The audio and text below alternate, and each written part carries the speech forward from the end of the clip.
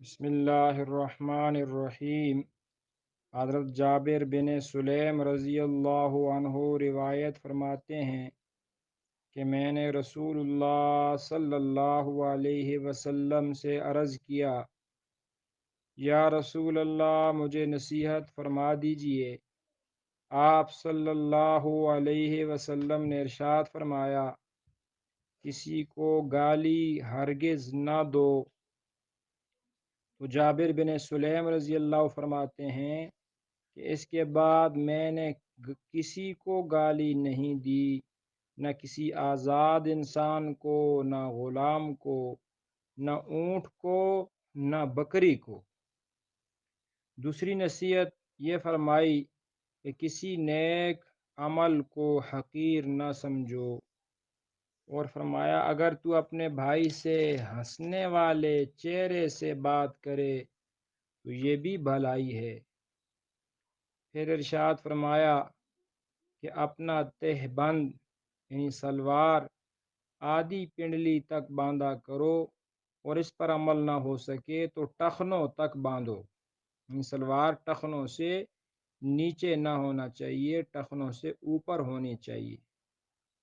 ٹخنے سے نیچے تہ بند مت لٹکایا کرو، کیونکہ یہ تکبر کی بات ہے، اور تکبر اللہ کو پسند نہیں۔ آج یہ گناہ بھی بڑا عام ہوتا جا رہا ہے۔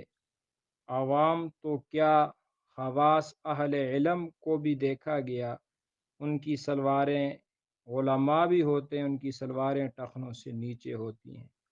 ارے بھائی، یہ سلوار ٹخنوں سے نیچے کرنا گناہ کبیرہ ہے۔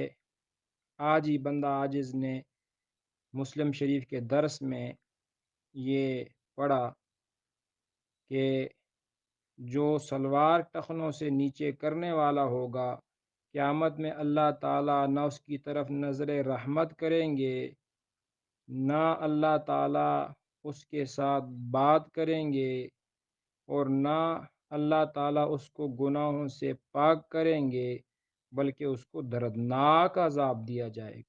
اس گناہ سے اپنے آپ کو بچانا چاہیے۔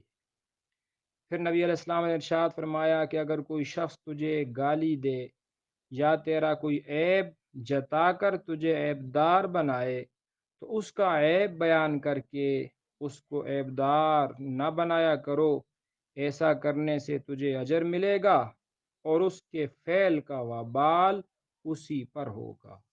اللہ تعالی ہمیں عمل کی توفیق نصیب فرمائے، آمین۔